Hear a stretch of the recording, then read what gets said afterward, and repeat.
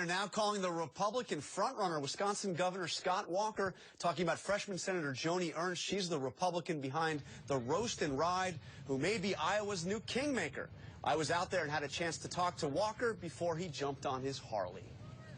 He's not quite a declared presidential candidate yet, but as we saw here in Iowa this weekend, Scott Walker is already hitting high gear, racing towards the front of the pack on his Harley and in the polls. So, Governor Walker, you're up in the polls nationally. You got a big lead here in Iowa. You're the front runner now? I think Governor Bush is still probably out there up front just because he's going to have more money than just about all of us combined. But we're feeling good. But you said not long ago that people don't want an anointed leader in America. They don't want someone who's part of a monarchy or of a legacy. You were talking about Hillary Clinton, but doesn't that apply to Jeb Bush, too?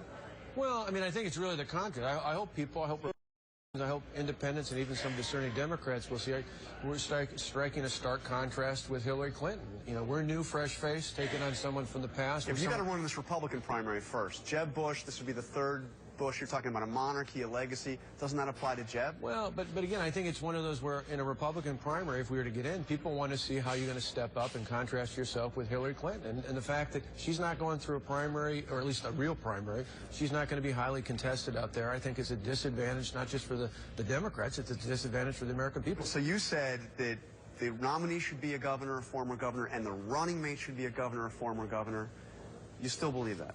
Well, I think overall, governors bring tremendous experience. You know, we have to surround ourselves with a cabinet of people who are smart or smarter than we are in any given issue. I think that's what makes for a successful governor in either party. It's precisely what makes for a successful president in terms of a cabinet and leadership.